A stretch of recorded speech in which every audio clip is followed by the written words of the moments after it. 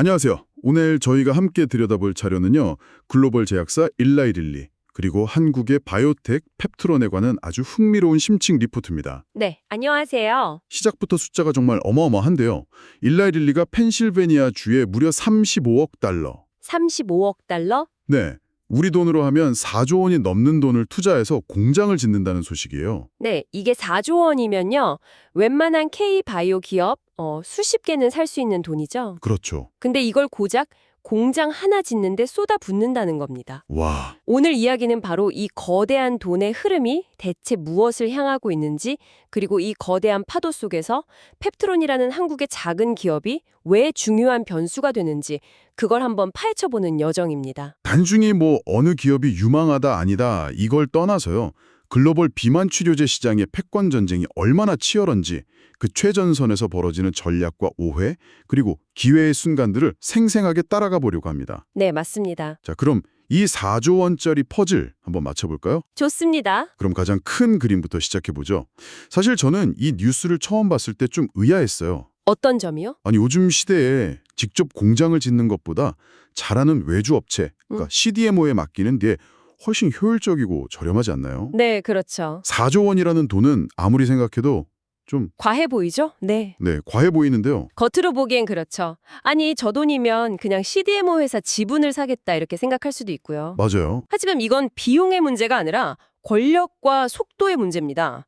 일라이일리는 지금 매뉴팩처링 패권주의를 선언한 거예요. 매뉴팩처링 패권주의요? 그게 무슨 뜻이죠?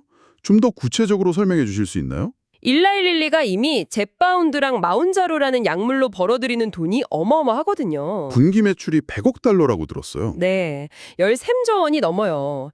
시장이 이렇게 폭발적으로 성장하는데 만약에 위탁 생산 업체가 물량을 제때 못 대주거나 품질 사고라도 나면 어떻게 될까요? 아, 그 모든 기회비용을 고스란히 떠안아야 하는 거군요. 바로 그겁니다.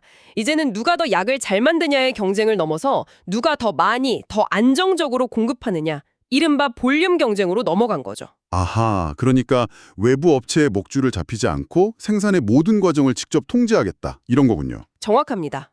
품질 관리나 아니면 기술 유출 같은 그런 지적 재산권 보호 문제도 있을 거고요. 네, 그리고 또 하나 중요한 포인트가 있어요. 바로 가짜약 문제입니다. 아, 맞아요. 그 문제 심각하죠. 네, 최근 온라인에서 가짜 비만 치료제가 엄청나게 유통되면서 이게 큰 사회적 문제가 됐거든요. 그렇죠. 자체 공장에서 생산부터 포장, 유통까지 철저하게 관리하면 이런 위험을 원천 차단하고 브랜드 가치를 지킬 수 있습니다. 이건 돈으로 환산할 수 없는 가치죠. 듣고 보니 이해가 되네요. 특히 이 공장이 차세대 비만 치료제로 불리는 레타트루타이드의 생산 기지가 될 거라는 점이 핵심이겠어요. 맞습니다. 임상에서 68주 만에 체중을 28.7%나 감량시켜서 세상을 놀라게 한 바로 그 약물이잖아요. 네, 이 엄청난 약의 생산을 남에게 맡길 순 없다. 바로 그겁니다. 레타트루타이드라는 엄청난 소프트웨어를 담을 최고의 하드웨어를 직접 짓겠다는 선언인 셈이군요. 그렇죠. 여기에 미국 우선주의 같은 지정학적 리스크에 대비하는 측면도 있고요. 알겠습니다. 릴리가 생산 라인이라는 하드웨어에 왜 그렇게 엄청난 투자를 하는지 이제 그림이 그려지네요. 네. 그럼 결국 그 라인에서 뭘 어떻게 만들지, 즉 소프트웨어가 중요해지겠는데요. 여기서 한국의 펩트론이라는 이름이 등장하는 거죠. 맞습니다. 두 회사가 2024년 10월에 물질 이전 계약 MTA를 체결했고요. 네. 바로 그 지점에서 펩트론이 이 거대한 게임의 키플레이어로 떠오릅니다. 키플레이어. 펩트론은 장기 지속형 제형이라는 아주 독보적인 기술적 틈새를 꽉 쥐고 있거든요. 바로 스마트 대포라는 플랫폼 기술이에요. 아, 매주 맞아야 했던 주사제를 한 달에 한 번 혹은 그 이상으로 늘려주는 기술. 네. 만성질환 환자들에겐 정말 삶의 질을 바꿔놓을 수 있는 혁신적인 기술이라고 들었어요.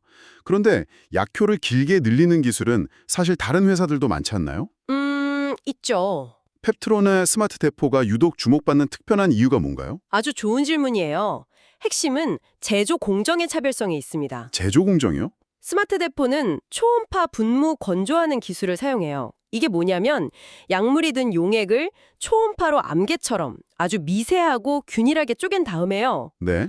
뜨거운 바람으로 순간적으로 건조시켜서 마이크로미터 단위의 작은 입자로 만드는 기술이에요. 입자가 미세하고 균일하다는 게 그게 왜 그렇게 중요한 거죠? 기존 기술들은 입자 크기가 제멋대로인 경우가 많았어요. 그러면 몸 안에 주사했을 때 어떤 입자는 너무 빨리 녹아서 약물이 확 방출되고 아, 어떤 건 너무 늦게 녹아서 약효가 들쑥날쑥했죠. 이걸 초기 과다 방출, 영어로는 이니셜 버스트라고 하는데 이게 부작용의 주된 원인이 됩니다. 그렇군요. 반면 스마트 대포로 만든 입자들은 크기가 거의 똑같아서 마치 약속이라도 한 것처럼 체내에서 일정하고 꾸준하게 약물을 방출해요. 와, 부작용은 줄고 약효는 안정적으로 오래 유지되는 거네요. 바로 그겁니다. 기술의 디테일이 명품을 만드는 거죠. 대량 생산도 쉽고 또 이미 루프원이라는 전립선암 치료제로 상용화에 성공해서 기술력을 입증했다는 점도 릴리 입장에서는 아주 매력적이었겠네요. 그렇죠. 이미 검증된 기술이니까요. 릴리 입장에서는 자신들이 개발한 레타트루타이드 같은 엄청난 신약 후보 물질을 펩트론의 스마트 대포 플랫폼에 얹어서 뭘 만들고 싶겠어요. 한 달에 한 번 맞는 궁극의 비만 치료제. 바로 그거죠. 그걸 만들고 싶은 겁니다. 그런데 정말 이상한 건 이렇게 장밋빛 미래가 눈앞에 보이는데 2025년부터 펩트론의 주가는 완전히 박살이 났단 말이죠. 네, 맞아요. 롤러코스터를 탔죠. 특히 2025년 12월에는 불과 13거래일 만에 시가총액 2조 원이 허공으로 사라졌어요. 도대체 무슨 일이 있었던 건가요? 시장의 오해와 공포가 만들어낸 비극적인 롤러코스터였죠. 두 가지 충격이 연달아 터졌습니다. 두 가지나요. 네. 첫 번째는 2025년 6월 릴리가 스웨덴의 카무로스라는 다른 기술 기업과 계약했다는 소식이 전해지면서부터였어요. 아, 시장에서 난리가 났겠네요. 펩트론은 이제 끝났다. 릴리가 갈아탔다. 이런 얘기가 파다했죠. 파마의 흔한 전략인데 시장은 이걸 대체제의 등장으로 오해한 겁니다. 하지만 그건 시작에 불과했죠. 결정타는 펩트론이 공시를 통해 기술 평가 기간이 연장될 수 있다고 밝힌 거였잖아요. 네, 그 공시가 불에 기름을 부은 격이었죠.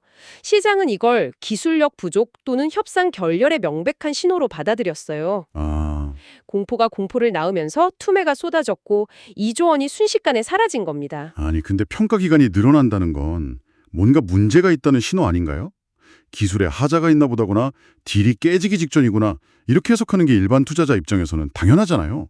바로 그게 시장의 가장 큰 오해였습니다. 오해라고요? 네, 애널리스트의 관점에서 보면 빅파마와의 기술 이전 협상에서 평가 기간 연장은 오히려 청신호일 때가 많아요. 청신호요? 정반대 이야기라니 정말 의외인데요. 이건 마치 아주 중요한 결혼을 앞두고 동거 기간을 늘리는 것과 같아요. 아하. 이 사람과 정말 평생 갈 수 있을까? 이걸 더 신중하게, 더 깊게 들여다보는 거죠. 만약 펩트론 기술이 별 볼 일 없었다면 릴리는 진작에 평가를 중단하고 계약을 파기했을 겁니다. 하긴 그렇겠네요. 시간을 더 들여서 검토한다는 건 그만큼 이 기술을 자신들의 핵심 신약에 적용하는 것을 매우 진지하게 고려하고 있다는 뜻이에요. 아, 대규모 기술 이전 계약은 단순한 서류 작업이 아닙니다. 향후 10년, 20년의 상업화 계획을 함께 짜는 마라톤과 같아요. 아하. 릴리가 그렇게 신중하게 나오는 이유가 있군요. 비만 치료제 시장이 그야말로 전쟁터니까요. 맞습니다. 한 번의 선택이 회사의 명운을 가를 수도 있고요. 그렇죠. 이제 비만 치료제 시장의 경쟁축이 바뀌고 있어요. 초기에는 누가 더 살을 많이 빼주나, 즉 효과의 경쟁이었죠. 네네. 하지만 이제는 다들 효과가 상향 평준화되면서 누가 더 편리하게 투여하게 해주나, 바로 편의성의 경쟁으로 넘어가고 있습니다. 매일 먹거나 매주 주사를 맞아야 하는 불편함을 해결해주는 쪽이 승리한다. 이 말씀이시군요. 바로 그겁니다. 화이자 같은 경쟁사들도 월 1회 투여 기술 확보에 사활을 걸고 있어요. 아, 이런 상황에서 릴리는 펩트론의 기술을 시간을 들여서라도 완벽한 월 1회 제형으로 완성해서 시장의 게임 체인저가 되려는 동기가 아주 충분한 겁니다. 조급한 건 시장이지 릴리가 아니었군요. 바로 그거죠. 릴리의 큰 그림은 알겠는데 그럼 펩트론은 가만히 릴리의 결정만 기다리고 있는 건 아니겠죠? 자체적으로 준비하는 것도 있나요? 바로 그 지점이 펩트론의 기초 체력, 즉 펀더멘털을 볼 수 있는 중요한 대목입니다. 펀더멘털이요? 펩트론은 지금 청주 오송에 제2공장을 짓고 있어요. 이건 단순한 공장 증설이 아닙니다. 어떤 의미가 있는 건가요? 이 오송 공장은 펩트론의 선언과도 같아요. 우리는 단순히 기술만 파는 연구소가 아니다. 아, 당신들의 안정적인 생산 파트너가 될 수 있는 종합 바이오 기업이다 라는 선언이죠. 이 공장이 완공되면 연간 수백만 회분의 주사제를 생산할 수 있게 돼요. 와. 스스로 생산 능력까지 갖춰서 기술의 가치를 더 높이겠다는 전략이군요. 여기서 한 걸음 더 나아가서 이 공장에는 자동 주사기 포장 설비까지 들어설 예정이에요. 포장 설비까지요? 네, 이건 앞서 릴리가 펜실베니아 공장에서 강조했던 기기 통합 생산 전략과 완벽하게 맞아떨어지는 그림입니다. 아, 그러네요. 펩트론은 지금 릴리가 원하는 모든 것을 미리 준비해놓고 있는 셈이에요. 당신들이 우리 기술을 선택하기만 하면 생산까지 우리가 책임질 수 있다는 아주 강력한 메시지를 보내고 있는 거죠. 자, 그럼 2026년을 살아가는 저희가 이 흥미진진한 드라마를 계속 지켜볼 때 어떤 관전 포인트를 짚어야 할까요? 네, 너무 많은 정보 때문에 혼란스러운데 핵심적인 체크포인트 몇 가지만 알려주세요. 네, 세 가지를 주목해서 보시면 좋습니다. 첫째는 릴리의 경구용 치료제, 즉 먹는 약인 오포글리프론의 운명입니다. 오포글리프론? 2026년 2분기에 FDA 승인 결과가 나올 예정인데요. 잠깐만요. 만약 먹는 약이 대박이 나면 굳이 주사를 맞아야 하는 펩트론 기술은 찬밥 신세가 되는 거 아닌가요? 이것도 리스크 요인 같은데요? 그렇게 생각할 수 있지만 시장은 좀 더 복잡하게 움직여요. 먹는 약은 편리하지만 매일 먹어야 하고 주사제보다 효과가 떨어질 수 있습니다. 아, 장단점이 있군요. 그렇죠. 반면 주사제는 한 달에 한 번만 맞으면 되니 편의성 면에서 또 다른 장점이 있죠. 환자의 상태나 생활 습관에 따라 선호도가 갈릴 거예요. 그렇겠네요. 즉, 두 제품은 서로를 대체하는 게 아니라 시장을 함께 키우는 보완제가 될 가능성이 높습니다. 만약 오포글리프론 승인이 지연되거나 거절된다면 오히려 장기 지속형 주사제 기술의 가치는 더 부각될 거고요. 알겠습니다. 그럼 두 번째 체크 포인트는 뭔가요? 두 번째는 MTA 중간 데이터 발표 가능성입니다. 중간 데이터요? 현재 기술 평가가 진행 중이지만 그 과정에서 아주 긍정적인 데이터가 나오면 릴리가 평가 기간이 끝나기 전에 이건 되겠다 싶어서 조기 본계약 체결을 발표할 수도 있어요. 와, 그건 그야말로 깜짝 쇼가 될 수 있겠네요. 그쵸. 마지막 세 번째는 아까 말씀하신 오송 공장이겠네요. 맞습니다. 오송 공장의 건설 진행 상황이 눈에 보이는 지표가 될 겁니다. 특히 공장 설비가 들어오고 GMP, 즉 우수의약품 제조 및 품질 관리 기준 인증 절차가 시작된다는 뉴스가 나오면요. 네. 그건 펩트론이 단순 기술 기업에서 생산까지 가능한 기업으로 변모하는 중요한 변곡점이 될 겁니다. 그때마다 기업 가치는 재평가될 수밖에 없어요. 결국 정리해보면 시장의 단기적인 주가 등락에 일희일비하기보다는 일라이 릴리라는 거인의 거대한 공급망 전략과 펩트론의 독보적인 기술 가치라는 두 개의 큰 톱니바퀴가 어떻게 맞물려 돌아가는지 네, 그걸 냉정하게 지켜보는 게 핵심이군요. 그렇습니다. 일라이 릴리의 펜실베니아 투자는 비만 치료제 시장이 이제 거대한 자본과 제조 역량의 싸움으로 변했다는 신호탄이에요. 네. 그리고 펩트론은 그 거대한 인프라의 심장에 들어갈 수 있는 강력한 기술 엔진 후보 중 하나인 셈이죠.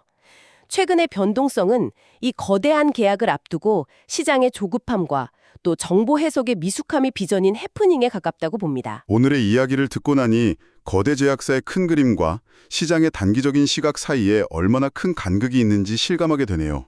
마지막으로 청취자분들께 이런 질문을 한번 던져보고 싶어요. 네. 만약 일라이 릴리가 수십조 원을 쏟아부어 짓는 저 최첨단 공장의 심장부에 한국 바이오텍인 펩트론의 기술이 탑재된다면 지금 우리가 겪고 있는 이 혼란과 변동성은 훗날 어떻게 기억될까요?